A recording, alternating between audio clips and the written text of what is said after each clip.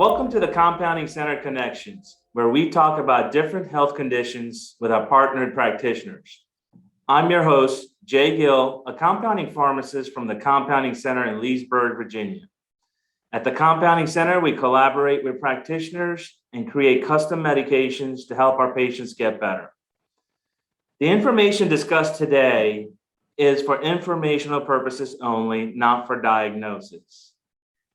We at the Compounding Center not only make custom compounds for humans, but also make custom medications for small and large animals.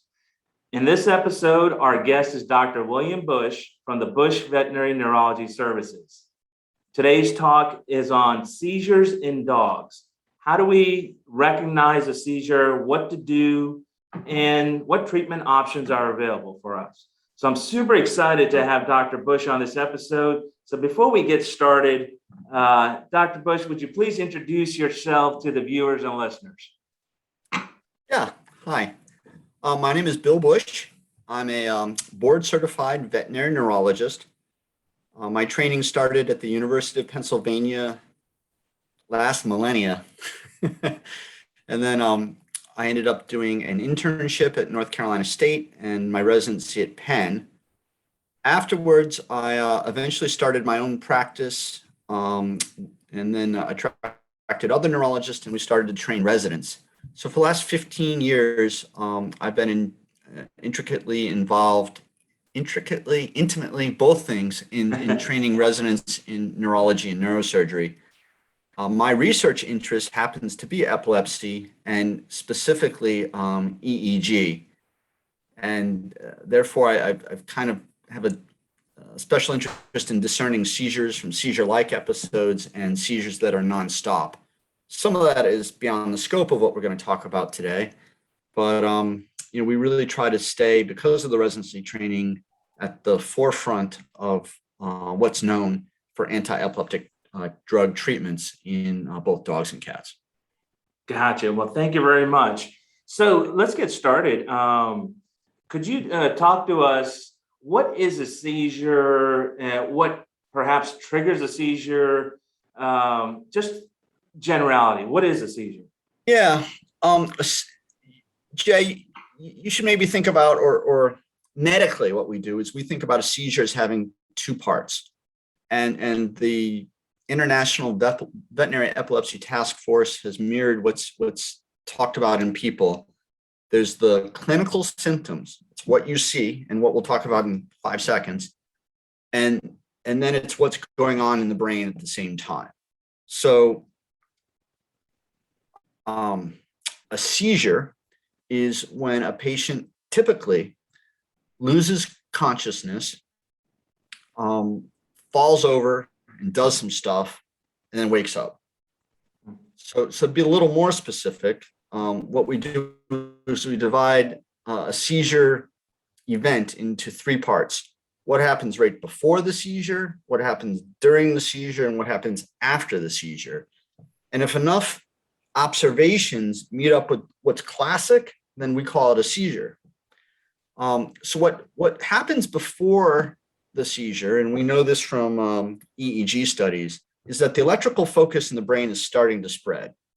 And as it does that, what happens is typically dogs will start to space out, look around. Maybe they'll look on the wall for something that's not there. They may be particularly clingy.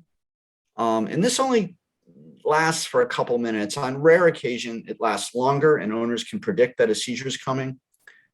But there's a perturbation in awareness.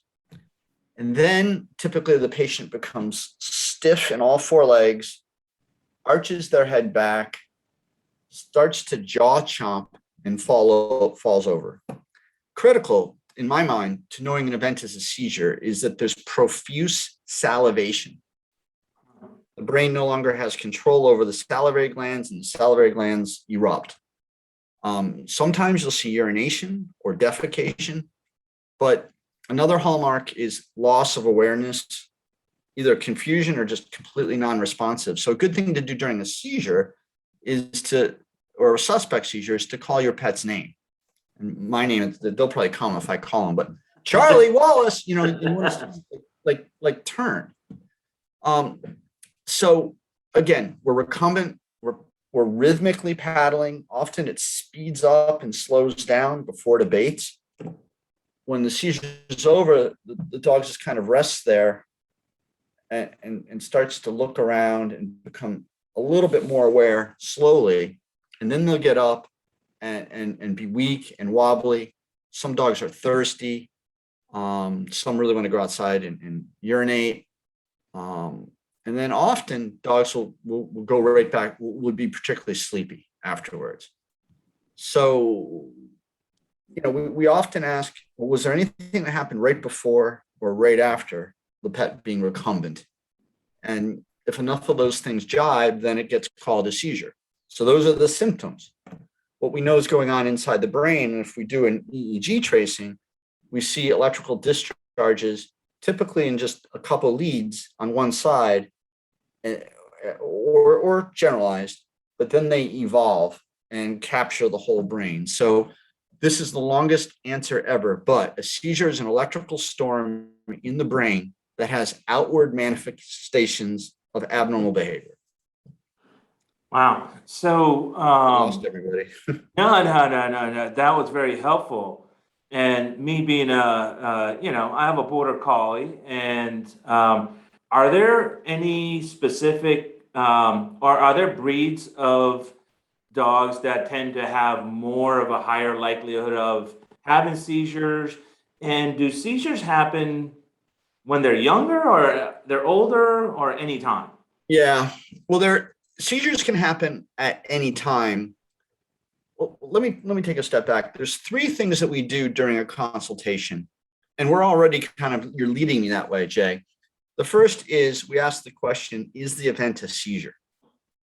And often a veterinarian will say it's a seizure based on your description, or ideally a video. If you could ask me, like, what would be the one thing somebody should do if a dog or cat is having a potential seizure? Turn on your camera and just step back and record it. That's the best medical thing to do. So is the event a seizure? And then we want to go on to what's the cause.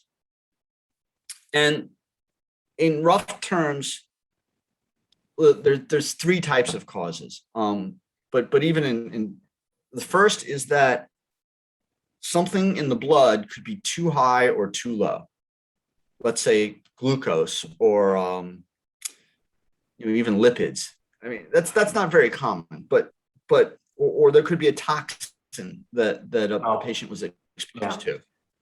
When that happens, you have a normal brain that's reacting to something that the brain was exposed to. That's called reactive epilepsy. But blood work will get rid of that, and that's a pretty small fraction of them. What most veterinarians think about is there a structural cause in the brain, something that we would see on an MRI, like an infection or inflammation or a tumor, or is it just the unknown or genetics? And that's always the clinical crux that we run into. We run some blood work, it's okay. Now we ask the question, is there a structural problem in the brain, or is it genetic? So how do we make that distinction? It's based on age, breed, and to some degree weight of the patient. So we call that the signalment. It's based on the neurological exam findings and your reporting on, let's say, your dog's behavior. So idiopathic or primary or genetic epilepsy is the most common cause of seizures in dogs. And the onset is typically between 6 months and 6 years. Dogs are completely normal behavior-wise between seizures, and they have a normal neurological exam. As dogs are older and larger, meaning greater than 15 kilograms or about 30 pounds, they're at higher risk for brain tumor. In dogs so when you're 7 or older, and there was actually a study done at North Carolina State University where they looked at dogs whose first seizure was at age of 7 or older. And at that, what they call tertiary center, where they see just neurology, dogs that were 7 or older, there was about a 70% chance of a structural problem. Wow. When you became 10 or older, it went to 88%. So just being older than 7 makes a structural problem. When I say structural problem, most dogs in that study had tumors, and a small amount had strokes. So take home point is, as a dog gets older than 6, has a seizure, it's worrisome. And Gotcha. breeds that are especially predisposed would be the boxer, the golden retriever, French bulldog, and to some degree, the German shepherd. Those kind of come to mind. Small Now, dogs, I'm sorry. no. Go ahead. Finish. Small dogs, I was told this by Charles Veet, who was my mentor during my residency, and he later proved it in a study that they did. Small dogs are protected against tumors. They're much more apt to have inflammation of the brain. So something that we, dog owners, veterinarians, healthcare professionals should be aware of is dogs that are small, maybe 10 to 20 pounds, that are young, maybe a year to 5 years of age, that start with seizures. If they're more than a few over a month, they're very likely to have encephalitis or inflammation of the brain. Gotcha. So small dogs get encephalitis, large dogs get tumors. Most dogs have seizures of unknown cause. So, can seizures shorten their lifespan, or I mean, even Yeah, are seizures life threatening? Could they be? yeah, yeah. Studies have shown that dogs with epilepsy, their life expectancy is about 2 years younger than if they didn't have epilepsy. Huh. So it shortens a dog's life. There are specific breeds that it's very troubling, and I shudder to say this, but it's the border collie that is the most suspect. When a border collie gets diagnosed with genetic epilepsy, the average lifespan in the one study that I'm referring to was just under 2 years. So if you have a 1-year-old border collie gets diagnosed with epilepsy, on average, it's only going to live a couple more years. Wow. And the factors for this are multiple. Epilepsy in that breed, it's genetic, it's just severe. There's a 94% chance of what's called cluster seizure, which is more than one seizure in a day. Yeah. And then there's a 54% chance of a nonstop seizure. Nonstop seizures and cluster seizures are predictors of bad outcomes and euthanasia. And so what we, when we talk about the third topic, which is treatment, there's 2 types of treatment. There's treatment that you apply all the time, which is called maintenance treatment. And then there's treatment that you apply right after one seizure to try to prevent more seizures or a long seizure. And that's called pulse therapy or rescue therapy. And I believe that pulse therapy is particularly important because cluster seizures have been shown in study after study after study to be a risk factor for euthanasia. And that's actually what we found in one of the studies that we had done,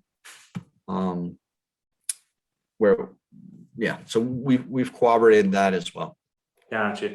Now, Dr. Bush, let's say, a pet owner suspects a seizure. What should be the path of for the pet owner to bring it to neurology directly, internal medicine, Yeah. or emergency? Obviously, most people will go to the emergency room first. Well, yeah, I think happily within this talk already, I've given some information that can allow us to make better decisions. So if I have a younger dog that's had one seizure, the first thing I would say to somebody is when your dog does that or does something, try to record it. Don't try to comfort your dog necessarily. Definitely don't put your hands in the mouth, because what we talked about is these dogs are unaware in their jaw chomping. They won't swallow their tongues. Part of the seizure sequence sometimes is they stop breathing. And there's not a lot that we can do to get breathing started. It's just going to happen on its own. So take a step back, make a recording. If you think it's a seizure or even might be a seizure, if it's just one, I think it's okay to just wait until your veterinarian opens up. And then we'd want to do some blood work to screen for anything that's too high or too low in the brain. So the first step, if there's a seizure, is to draw some blood work and to be examined by a veterinarian. If there's more than one seizure in 24 hours, if the seizure is longer than 5 minutes, then that's when you go to the emergency room. And in terms of treatment and what your primary care veterinarian may or may not do, it's kind of controversial, but I would think that most people would start an anti-epileptic drug after 2 seizures in 6 months. Okay. Like if you have one seizure in today, then another one in 4 or 5 months from now, your vet would want to know about it. And maybe depending on age and breed and the length of the seizure and your reactivity to the family's concern, they may or may not start. But I would say 3 within 6 months, then you should start seizure medicine. Wow, that is very helpful what you just mentioned. Now, at the at the Bush Veterinary Neurology Services, can you explain what exactly, what exactly you guys do there, and what perhaps even go into what treatment options you offer? Yeah, I would say approximately we do 3 different things. We manage dogs that have genetic epilepsy. That's what's called refractory. This is where the first medicine or the second medicine didn't work. And we're now working with multiple medicines, interactions that can occur between medicines, and we're managing difficult epileptics. The next population that we're managing are older dogs that have had a seizure or 2, and they're referred for a concern for a brain tumor or a stroke. So we'll do an exam and we'll do an MRI, and then we'll figure out whether the patient would benefit from steroids or mannitol for brain swelling, and eventually maybe surgery or radiation therapy. If it's a younger dog, a smaller dog, and there's multiple seizures, and then there's behavioral abnormality, then we're doing an MRI and a spinal tap and infectious tests trying to define what the cause of the encephalitis is. Gotcha. Well, Dr. Bush, thank you for sharing all this information with us, a valuable wealth of information. Now, how could somebody reach out to you for further consultation on their pet? Yeah, locally, just getting in touch with one of our clinics. We're kind of co-located with you guys in Leesburg. There's a clinic in Springfield, Rockville, Richmond, and then Atlanta. Outside of that area, I have consulted to try to help people that wouldn't otherwise have access to veterinary neurology. So I do that for people in Puerto Rico, but on occasion I'll do it for others. So the last thing that maybe I did want to touch on is seizure medicine. Okay. There are 2 types in my mind. One are seizure medicines that keep the outside of the neuron more positive. They control the environment outside of the neuron, and that has a protective effect because it makes the inside relatively negative. Anyway, what you need to know is that it's levetiracetam or Keppra is the first choice medicine right now. Okay. Zonisamide is the second choice. These medicines are chosen when you You expect the patient will be relatively easy to control, and you don't want to have a lot of side effect. So we start with Keppra or zonisamide because there's very few side effects, and they work in, let's say, 2/3 of the dogs. When they no longer work, then we typically go to phenobarbital. And if that doesn't work, we add on bromide. So that's just kind of generally what we do. Obviously, with 4 medicines, there's multiple combinations that we might apply.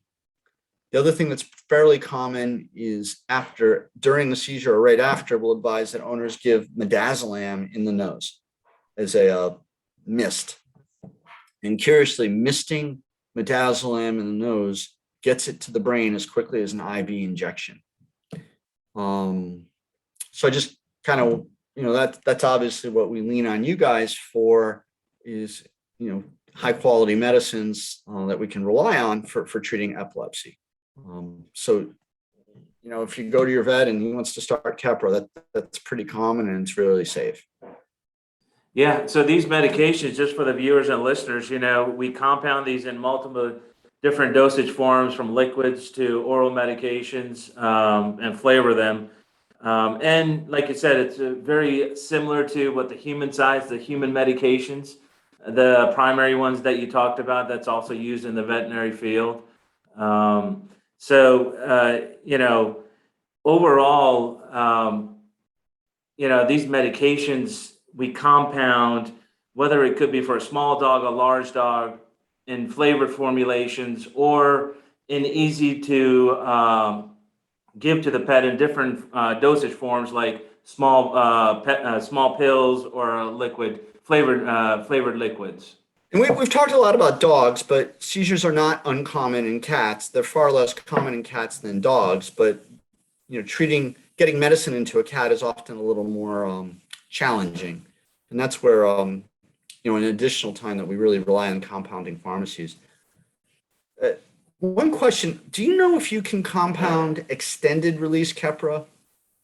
So extended release, the term means that it's actually in a very specific time that, that for sure the drug will release.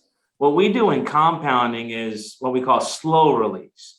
We use a filler that slowly will release the drug in the system. And that could be anywhere from a time span of, 6 to 8 hours. Okay. But it's not a specific time that we can say that it released it over a specific period of time. So we usually call them slow release. And obviously the veterinarian will then closely monitor to see, if twice a day dosing or even once a day suffices. Yeah, and where this becomes important is our number one drug, Keppra, without any delay of release, is a 3-time-a-day medicine in a dog and maybe a cat. If we can get a little slower release, then it's possible we can get to twice a day, which would offer a lot of benefits for a lot of dog and cat owners, obviously. Yeah. So And that's something that I think, any other practitioner can work with their local compounder, and, we can make something slow release and see if that works for that particular pet, have that conversation with them. Well, taking a lot longer than anticipated, Dr. Bush, but thank you very much for joining us. And thank you, everyone, for tuning in to the Compounding Center Connections podcast. We hope you found the information presented today to be helpful to you or someone you know. If you have any comments or questions, feel free to reach out to me at j@compoundingcenter.com. Subscribe to our YouTube channel and our podcast channel, The Compounding Center Connections, and stay tuned for future episodes.